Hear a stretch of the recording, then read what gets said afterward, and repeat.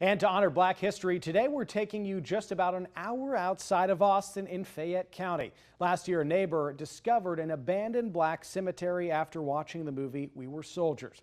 Mount Olive Cemetery is a final resting place for hundreds of Black people, including veterans dating back to the First World War, all essentially forgotten as the cemetery went without upkeep.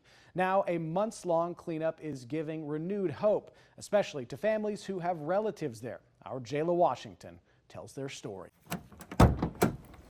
On the bed of his truck, Ernest Anderson lays down precious family photos. And here's my mom and father. It looked just like both of them.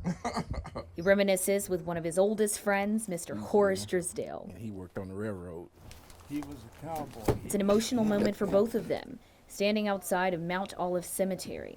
And this is my mother's daddy, buried here. And this is my father's.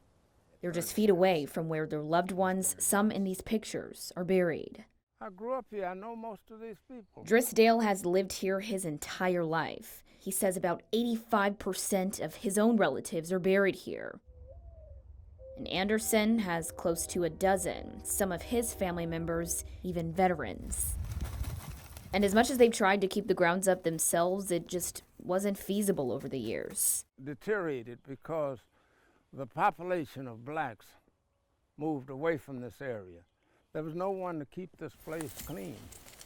Before now, you couldn't come in this way. Drisdale tells me this entrance to the cemetery with this gate and cattle guards to protect the graves was put up in part by him years ago.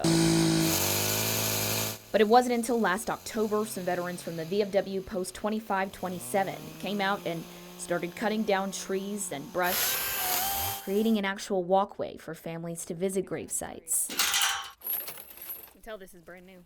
More than halfway done with the cleanup now, the VFW's Post is taking full inventory at the cemetery, according to one of its members, Steve Simmons. The families that are older generation, they'll be able to go out there and actually see, where people rest. And hopefully they are happier now that the cemetery is getting redone. Jayla Washington, KXAN News.